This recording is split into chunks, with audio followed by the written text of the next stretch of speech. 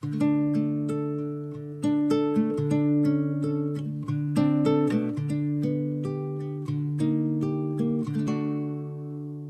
que os movimentos sociais, como o feminista, não têm reconhecimento pela população? Bom, a gente tem que entender o que é o movimento feminista, ou os movimentos feministas, e o que é o feminismo como tal.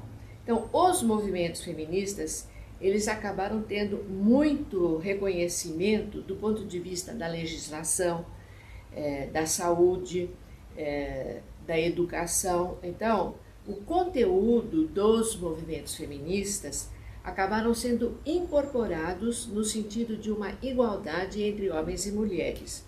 Contudo, do ponto de vista da mídia, o termo feminista ficou muito ridicularizado. E é compreensível, porque toda vez que você quer mudar uma determinada ordem social, determinados valores, há muita resistência. E como este país é um país muito machista, foi criado dentro de uma linha paternalista, patrimonialista, em que você tinha que reservar os direitos de determinados homens e, a partir deles, de outros. Então, essa mudança foi extremamente difícil e causou muita reação. E é uma reação muito conhecida das feministas, que é uma reação de você desqualificar as reivindicações, de você ironizar os pedidos feitos pelas mulheres. Por exemplo, quando nós falamos sobre violência contra a mulher, todo mundo está inteiramente de acordo que ela tem que acabar. Mas quando você diz que isso é uma reivindicação feminista, aí a coisa fica dúbia. Por outro lado, você pega a Lei Maria da Penha, maior reconhecimento nacional. Não tem quem não conheça essa lei. E essa lei é resultado do movimento feminista.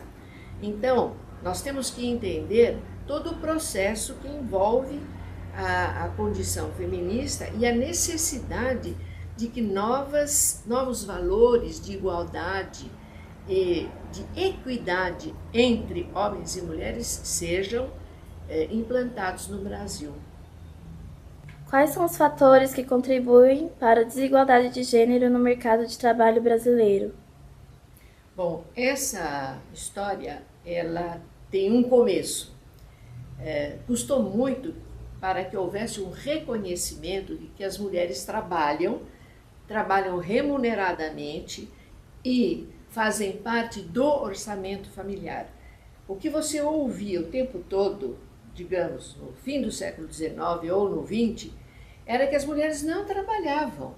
Esquecia-se que as mulheres trabalhavam na agricultura, trabalhavam na indústria têxtil. No começo do século XX, 80% eram mulheres. Mas como é que isso aparecia na sociedade? Aparecia como?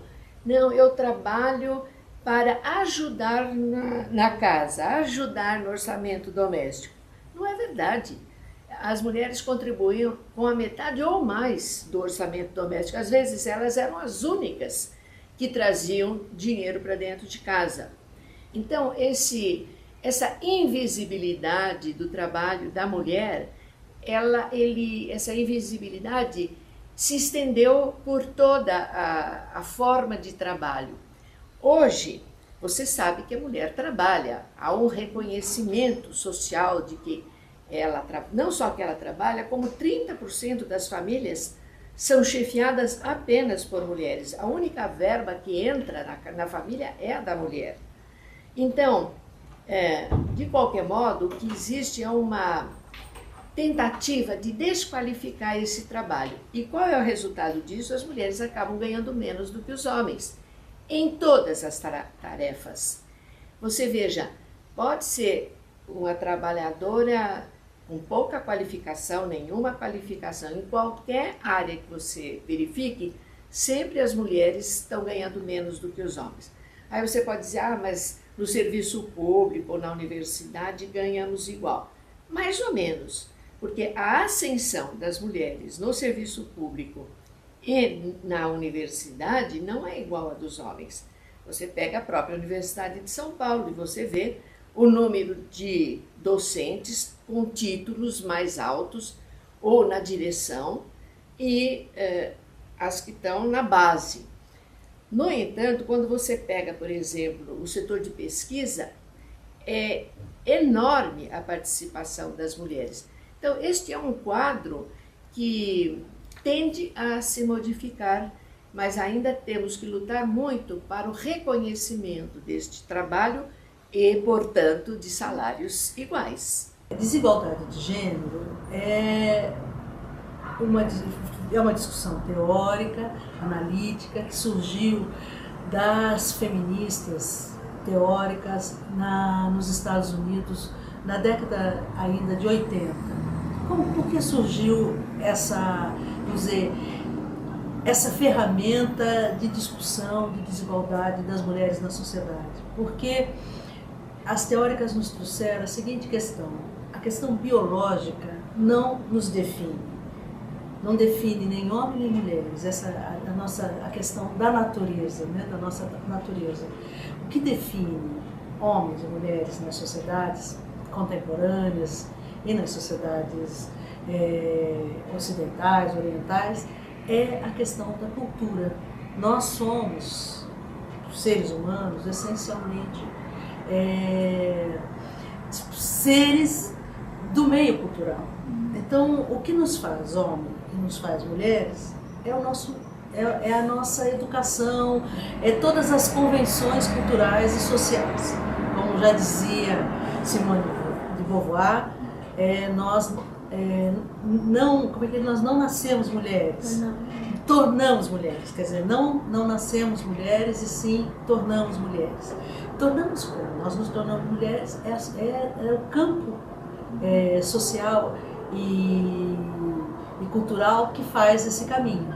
Então, gênero é dizer que nós, mulheres e os homens, são divididos na sociedade com a mesma convicção e com a mesma tradicionalidade que o rosa e o azul.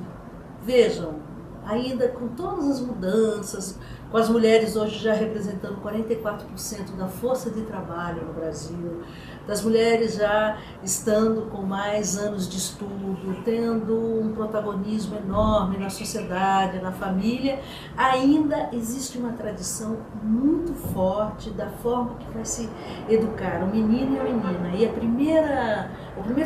o símbolo principal dessa tradição é o azul e o rosa.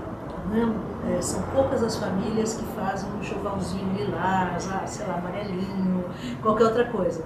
Então, e do que nós estamos falando? Nós estamos falando que as mulheres são criadas para ficar dentro de casa, para serem recatadas, para cuidar da família. Não é por nada, não é trivial que as mulheres cuidam do casamento até o fim, até quando são violentadas, quando sofrem violência dentro de casa, ameaçadas. As pessoas às vezes nos perguntam: mas por que essa mulher aguenta tanto tempo, fica tanto tempo numa relação violenta? É a questão de gênero. Nós fomos criadas não para ficar em relação violenta, isso não, mas fomos criadas como a principal responsável por manter a família, isto é, manter o casamento. Então, uma mulher, quando sofre violência, por exemplo, ela não é um ser individual, ela é uma unidade, isto é ela e os filhos. Então, isso quer dizer que isso já é a repercussão do lugar de gênero dessa mulher. Ela foi feita, ela foi construída culturalmente para cuidar da família. E isso faz uma diferença enorme na nossa existência. Não só nossa, como dos homens. O principal responsável na casa por cuidar da saúde é a mulher, por cuidar dos idosos é a mulher, por cuidar das crianças é a mulher. Isso é visto do lado de dentro da casa, no interior da família, mas também como fora. E isso determina, esse lugar de gênero determina muitas outras coisas. Por quê? Porque os garotos, os meninos, os homens, são criados para o espaço público, para disputa no espaço público. A disputa que eu estou falando é super simples, começa com o futebol, depois com o papagaio, a bolinha de gude, as corridas de bicicleta, quer dizer, um ser que foi feito para o espaço público, feitos culturalmente de novo, e também para disputar no espaço público. E para ele ser o ser principal, seja principal na sua carreira de estudante, na sua adolescência, por exemplo, de se preocupar consigo mesmo. Ninguém exige dos garotos arrumar a cama, lavar louça, cuidar dos irmãozinhos. Só para a gente entender que nós estamos falando, são coisas muito simples, mas muito fortes na nossa existência. E aí isso passa também quando ele é adulto. Então quando ele se casa, as pessoas até acham ridículo as feministas falarem, olha, a divisão sexual do trabalho em casa é algo fundamental na vida das mulheres. Porque se isso não acontecer, essa mulher vai ter que sempre deixar os seus estudos em terceiro plano, sua vida profissional em terceiro plano e sua vida pessoal em terceiro plano. Porque ela tem que, além de ser um sujeito no mundo, uma trabalhadora, que tenha também uma carreira profissional, que venha estudar, que quer fazer sua pós-graduação, mas isso tudo tem que estar em terceiro plano, porque em primeiro plano sempre vai ter que estar a família, cuidado com a família, cuidado com a educação das crianças e com a casa.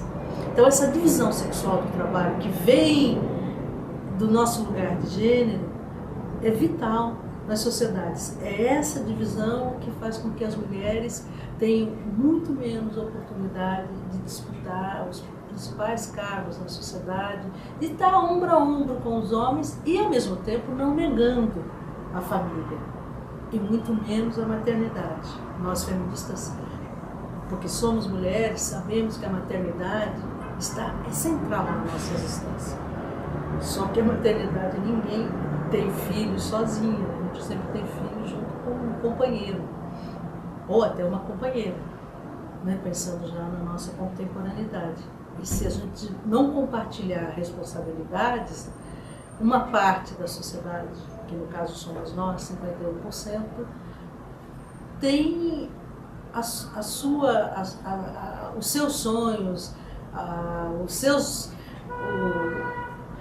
seus sonhos, a forma de estar no mundo limitada, porque ela tem que cuidar de si, de toda uma família e até do seu companheiro.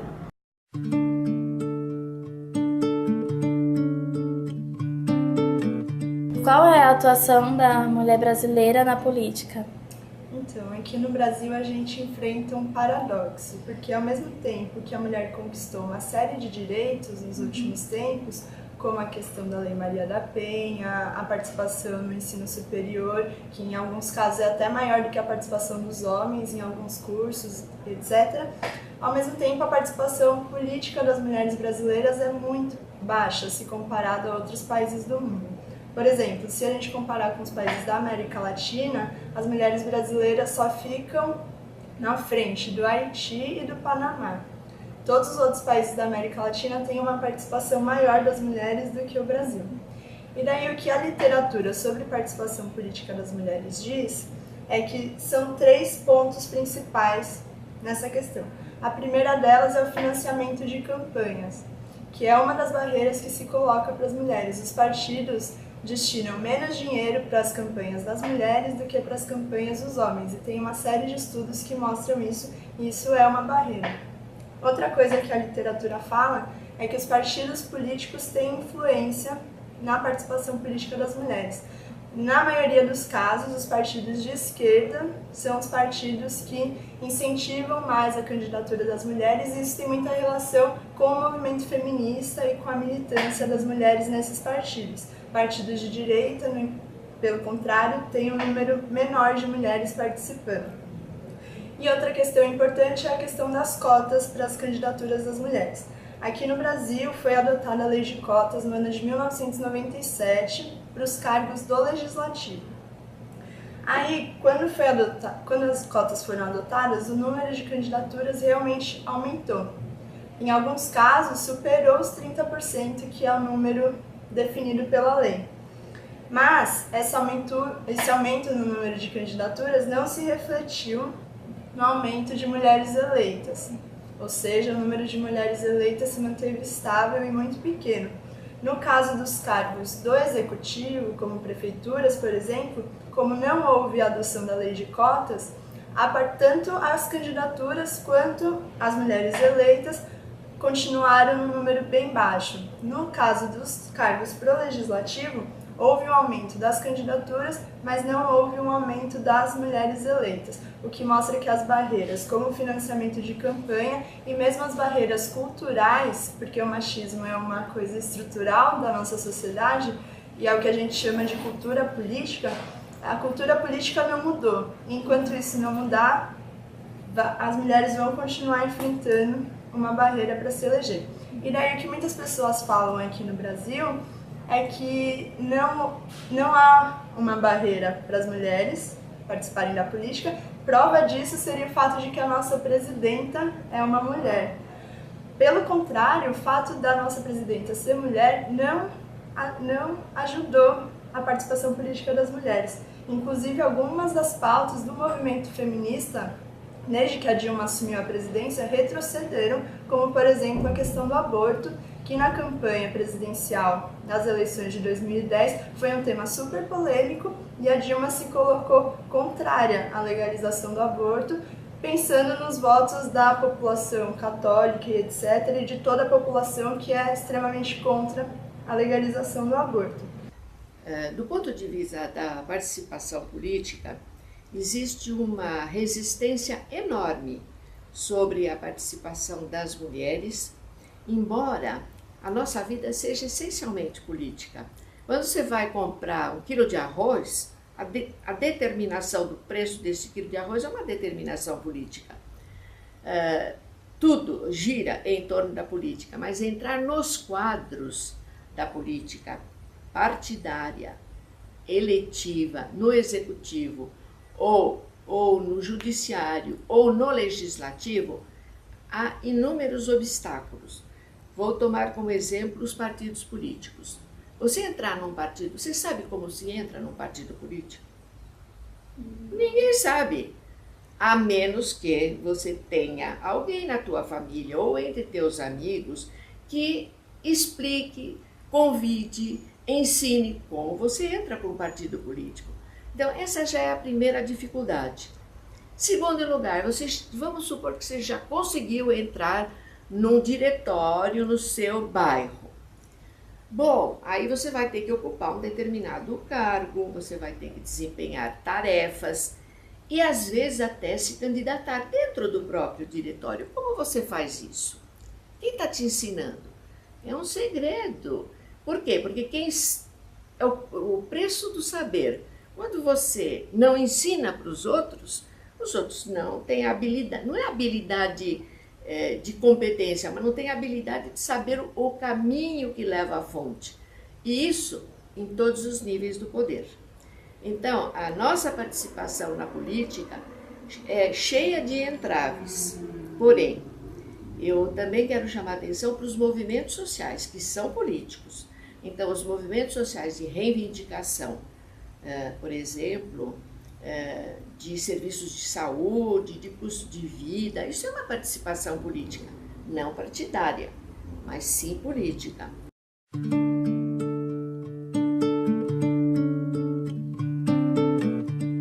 Eu vou comentar com você a pesquisa que nós acabamos de fazer sobre representações das mulheres nas propagandas na TV. Foi uma pesquisa que nós fizemos em parceria com o Data Popular, o Instituto de Pesquisa aqui de São Paulo.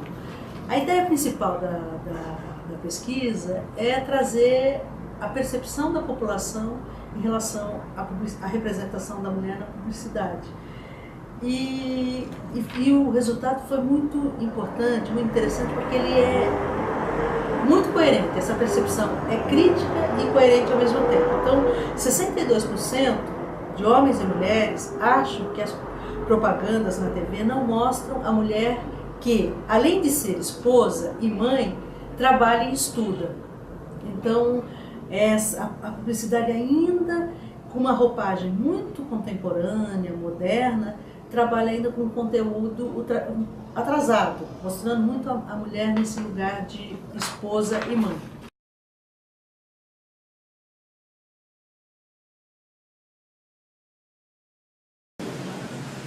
O que você acha que o movimento feminista busca? É liberdade. Eu acho que colocar todo tipo de situação, masculinizar as situações. Vocês mulheres, por natureza divina, têm um papel preponderante na criação do mundo, porque vocês são a parte geradora, certo? Das espécies que dão continuidade à humanidade. Muito bem. Então isso tem um valor inestimável. Agora, em questões de sociologia, existe, claro, a diferenciação e também genética entre o homem e a mulher, tá? Os dois têm papéis fundamentais. Agora, só que no passar dos anos, a mulher vem tomando o seu espaço que é de direito. Mas só que algumas delas ultrapassaram os limites. Ou seja, na Bíblia está muito bem definido o papel do homem e da mulher. O homem sempre será superior. Isso é bíblico. Eu acho que é certo, porque os homens começaram a querer dominar demais, excluir a mulher, deixar a mulher dentro de casa para fazer as coisas as coisas domésticas, enquanto o homem corre atrás do prejuízo. E hoje em dia, a gente vê aí muita mulher superando vários homens. Né? É para a mulher poder ter liberdade, né? Poder fazer o que quer, não ficar subalterna ao homem. É questão de poderes definidos pelo Criador, certo? E a mulher tem que respeitar isso.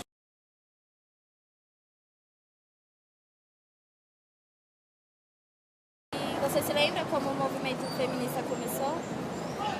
Não lembro exatamente a data, mas eu acredito que ele tenha começado ainda muito cedo, né? Na época da ditadura ainda, justamente com esse intuito de focar nos direitos iguais. Começou com o negócio do voto. Foram os votos, né? Votos e essa parte do trabalho aí que eu também falei. Agora, isso não quer dizer que ela seja impedida de crescer intelectualmente, profissionalmente. Isso faz parte, né? Agora, só que tem que ter conhecimento das posições. Então, às vezes as pessoas me perguntam o que eu sou, eu digo que eu sou Jacira Mello, feminista, formada em filosofia e com mestrado em comunicação. Então, me apresento assim, Jacira Mello, feminista e comunicóloga. Por que isso? Porque ser feminista significa uma visão de mundo. Uma visão de mundo, como você vê e se relaciona com o mundo. E como eu me relaciono com o mundo? Eu me relaciono de uma forma de busca de que nós consigamos viver numa sociedade mais igualitária.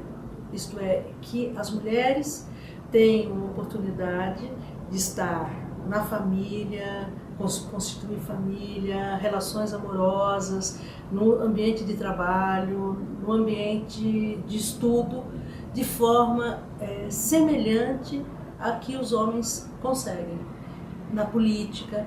E não só vamos conseguir quando a gente tiver, primeiro, políticas focalizando as mulheres, políticas públicas, seja saneamento básico, transporte, creches, etc. Mas, acima de tudo, com uma mudança cultural muito forte, onde o outro lado da sociedade, que são os homens, venham a se responsabilizar por si mesmo, também pela casa, também pela família e também pelos idosos.